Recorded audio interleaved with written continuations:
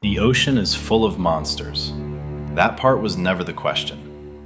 Some of them we know, great whites, giant squid, oceanic whitetips. And some of them only live in stories, things sailors swore they saw, wrote into their logs, and had quietly filed under superstition. From a fish that Japanese villages still read as a death warning, to a thing that leaves scars on the skin of sperm whales, to a sting you cannot feel until your body tells you you're dying. These are 6 sea monsters that turned out to be real animals, and almost every time, the animal is worse than the story. Starting with the one the Sea of Japan has watched for since the 17th century. A silver ribbon, 8 meters long, a red crest down the whole of its back, rising out of 1,000 meters of dark. This is the Ryugu no Tsukai, the messenger. Messenger from the sea god's palace, and the message is never good news. The belief goes back to the 1600s, to the fishing villages around Hirado in Nagasaki. It sits alongside an older idea, the namazu, the giant catfish under the islands whose movements shake the ground. Japan has always watched for signs, because Japan is a place where the ground genuinely moves. In 1819, a 9-meter specimen came ashore. Stand on that beach for a second. You have never seen the deep ocean. Nobody in your village has, and nobody ever will. And lying on the sand in front of you is 9 meters of something silver, with a red crest down its spine and a face like nothing that lives in your water. It didn't swim in, it arrived. Of course it means something. What else could it possibly mean? That one was read as a warning of disease. The story spread up the country through the 1800s, changing a little with every retelling, the way stories do, until by the Meiji era, there were dozens of versions of it. And then, in the weeks before the 11th of March, 2011, about 20 oarfish stranded themselves on Japanese beaches. What came next was the Tohoku earthquake, magnitude 9, nearly 20,000 people dead. 20 silver ribbons on the sand, and then the sea killed 20,000 people. You can see why the legend came back. So Japanese researchers went and checked it properly. Newspaper reports, aquarium records, academic papers, every documented oarfish sighting they could find, going back to 1928, laid against the earthquake record. There is no correlation, not a weak one. None of the sightings fell within 30 days of a magnitude 7 or greater. Which leaves the question of why they come up at all. And the answer is quieter and worse than the legend. Oarfish live deep. They rise at night following krill, then they go back down. The ones that end up on a beach are not delivering anything. They are sick or injured or disoriented, and the current brings them in. It isn't a warning, it's a body. Nothing announced Tohoku. That's the actual horror of it. 20,000 people, and the sea gave no sign at all. The next one gives plenty. If you have heard of exactly one sea monster in your life, it is this one. A shadow under the hull, wider than the hull. Something that takes hold of a ship and pulls it down. And in the older stories, something so large that when it went back under, the water went with it, and whole fleets went into the hole it left behind. The Kraken. What I find genuinely wonderful about the Kraken is that it did not stay in folklore. In 1755, a bishop put it in a book of natural history. Eric Pontoppidan, Bishop of Bergen, writing what he understood to be science. He called it round, flat, and full of arms or branches, the largest and most surprising of all the animal creation. A bishop wrote the sea monster into the scientific record, and it took a century to catch up with him. In 1857, the Danish naturalist Japetus Steenstrup proved the animal was real, from a beak. Not a carcass, not a drawing, a beak. Hard, black, parrot-shaped, from a mouth nobody had ever seen. Here is what it belongs to. 13 meters of pale, boneless animal. 8 arms, and then 2 feeding tentacles twice as long again, unrolling out of the black.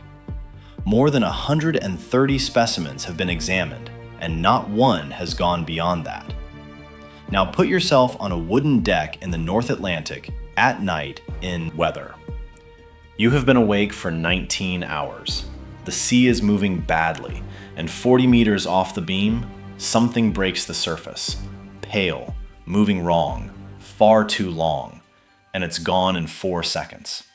You have no word for it, no photograph, no net, no way of ever proving to anybody what you just saw.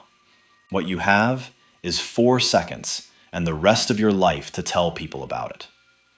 That is where the Kraken comes from. Not from lying, from 4 seconds. We nearly had one in 1861. A French gunboat called the Leviathan found a giant squid at the surface off Tenerife, and the crew got a line around it and tried to haul it aboard.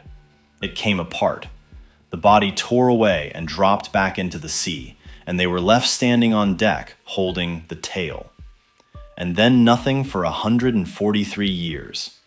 Nobody photographed a living giant squid in its own water until the 30th of September 2004. Tsunemi Kubodera and Kyoichi Mori, a camera on a baited line, 500 frames of a 26-foot animal.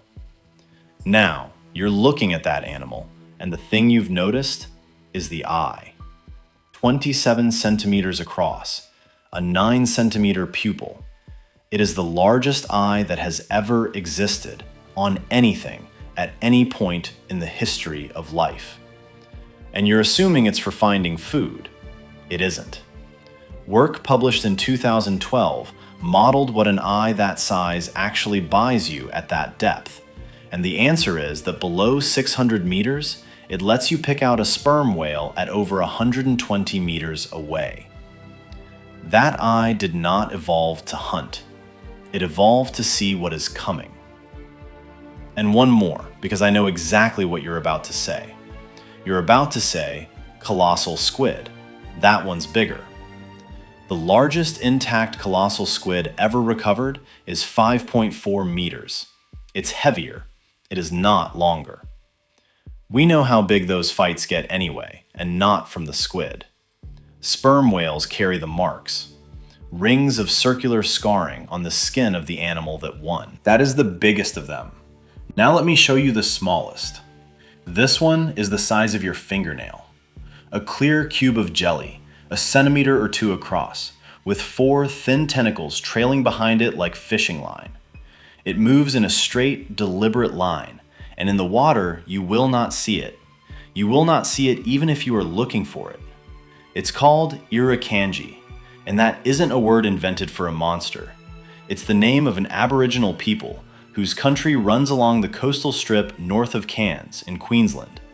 The syndrome carries their name, and the monster here isn't a creature, it's an absence. For decades, people in North Queensland walked out of the water completely unmarked. No wound, no welt, nothing. And then, somewhere between 20 minutes and 2 hours later, they were in a hospital bed, sweating, vomiting, violent pain through the lower back and the limbs, heart racing, blood pressure through the roof, and convinced, absolutely convinced, that they were about to die. Sit inside that for a moment. You were swimming. You are certain nothing touched you, and your own body has decided, with total conviction, that you are dying, and nobody in the room can tell you why, because there is no mark on you and nothing to point at. That last part isn't me being dramatic either. A sense of impending doom is listed in the clinical literature as a symptom of irukandji syndrome. The venom triggers a massive dump of catecholamines, the body's alarm chemicals, all at once. Your body tells you that you're dying, and the doctor writes it in the notes as a finding. Something was doing this to people. Nobody could find it. Which brings me to Dr. Jack Barnes. Barnes was a physician in Queensland, and he had a suspect, a jellyfish so small nobody had connected it to anything. The trouble with a suspect that small is proving it. So in 1961, Barnes went into the water, caught one, and deliberately stung himself with it. And then he stung his 9-year-old son and a lifeguard. All 3 of them ended up in hospital. He had his proof.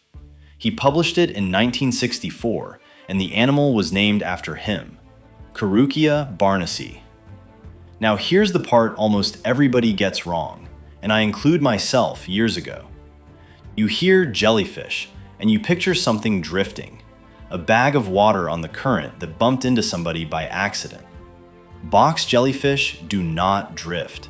They carry 24 eyes, and I mean real eyes, with corneas and lenses and retinas. They hunt. And the navigation is the part that genuinely unsettles me. Some of those eyes point straight up, out through the surface of the water, and the animal steers by reading the dark line of the mangrove canopy against the bright sky. No brain, 24 eyes, and it knows where it's going. As a footnote, Barnes also worked out that these things won't sting through a synthetic barrier, so he spent years collecting specimens in the shallows wearing women's pantyhose. The Queensland lifeguards took one look at that and adopted it. So that's what you cannot see. Here's what you could not possibly miss. There's a description in the book of Job, chapter 41, of an animal called Leviathan. And it's a strange piece of writing because it doesn't read like poetry. It reads like a field note from somebody who was frightened. Scales like rows of shields, sealed so tightly no air passes between them. Weapons that do nothing. The sword, the spear, the arrow, all of it turned aside. Smoke pouring out of its nostrils, and it makes the deep boil like a pot.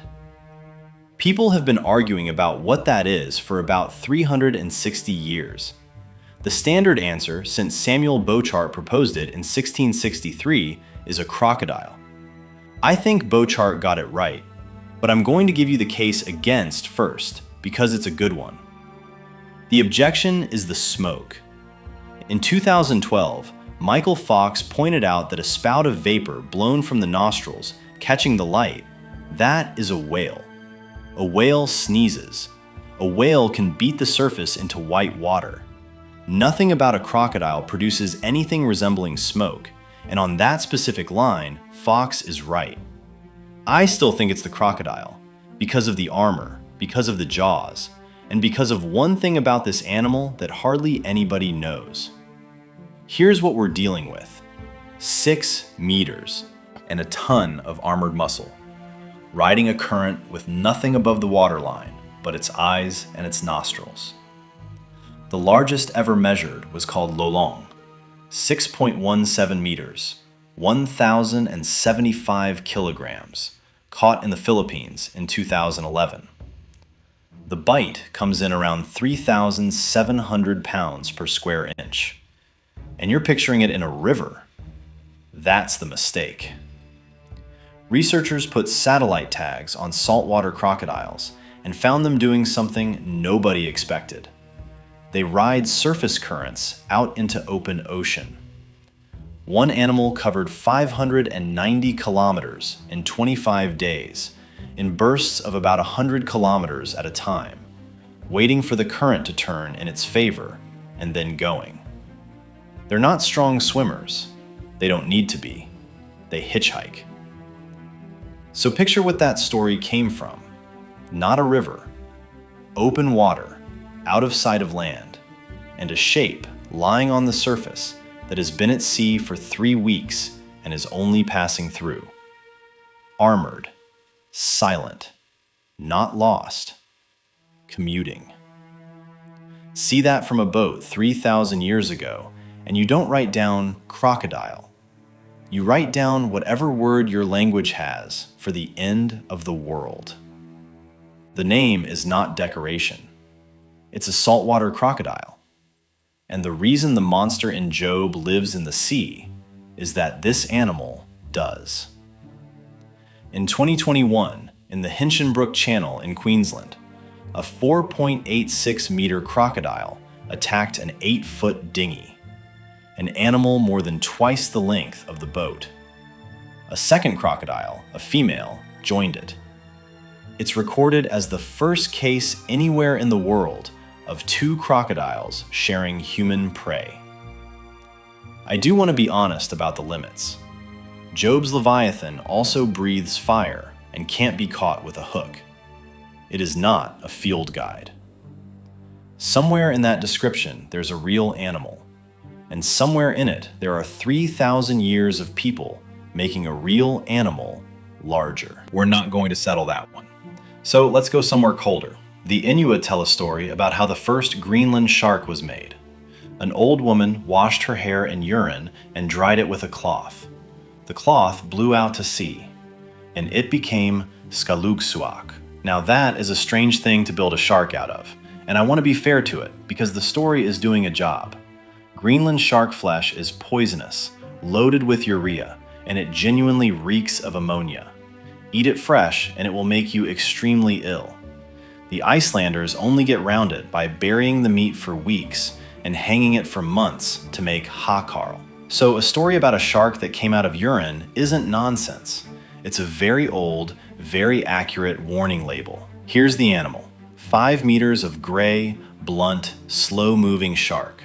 Skin scarred and pale. And hanging out of each eye, a white parasite.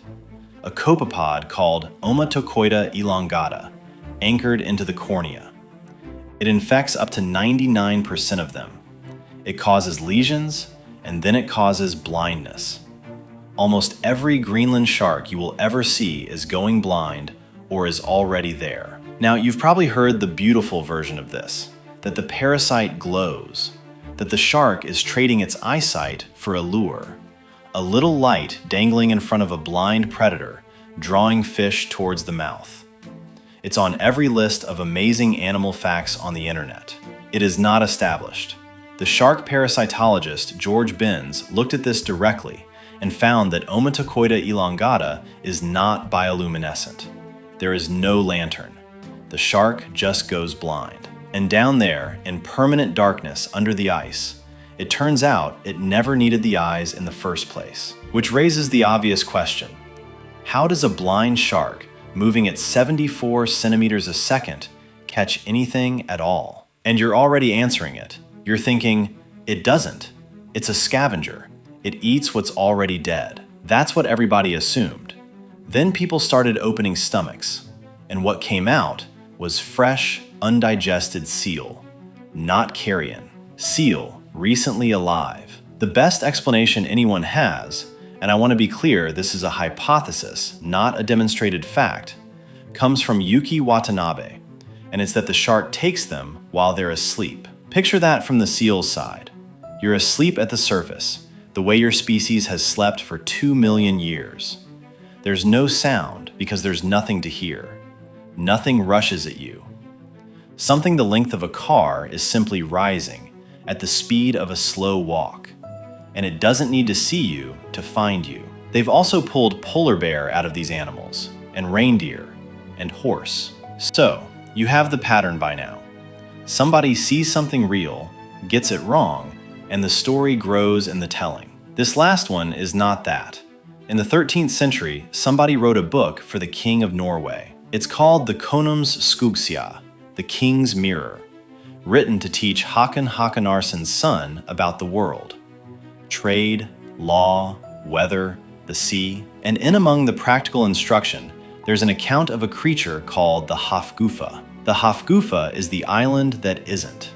It runs back through the medieval bestiaries to the Aspidichalone in the Physiologus, a natural history put together in Egypt getting on for 2,000 years ago. And it's worth sitting with what that story actually describes, because we say the island that isn't like it's a joke.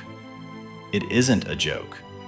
It is the single worst thing I am going to describe to you today. You've been at sea for weeks. You find land.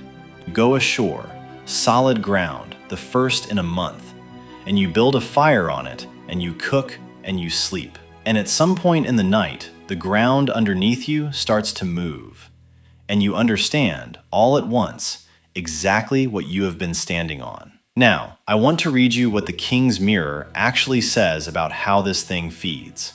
Not what people say it says, the text. It says that when the hafgufa goes to feed, it gives, and this is the phrase, a great belch out of its throat, along with which comes a great deal of food. The fish, it says, rush in their numbers. And when its belly and mouth are full, the creature closes its mouth, thus catching and hiding inside it all the prey. And before all of that, while it waits, it holds its mouth open. The text is specific about how wide, no more or less wide than a large sound or fjord. In 2011, off Vancouver Island, researchers watched humpback whales do something nobody had documented before. The whales stopped. They hung at the surface, motionless, jaw held wide open, and waited. Herring swam into the open mouth, and when the mouth was full, it closed. They called it trap feeding.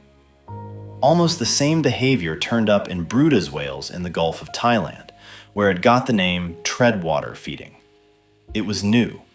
It was 2011. It went into the literature as a recently discovered feeding strategy. Go back and read that passage again. The belch that brings the food up, the fish rushing in, the mouth held open, waiting, the jaws closing when it's full. Somebody in the 13th century wrote down a whale feeding behavior that science did not observe until 2011. And we filed it under sea monsters. Because monster is what you call a thing when the description is too strange to be a report. 5 times in this video, I've told you they saw a real animal and got it wrong. They did not get this one wrong. They got it exactly right. And we couldn't read it. 800 years, correctly described, sitting in a library. So the question isn't how many monsters turned out to be real. It's how many are still written down accurately somewhere by somebody who was standing right there and thrown out by us because we don't have the biology yet to see it. Tell me which one I should go after, and subscribe so I can. I have a list.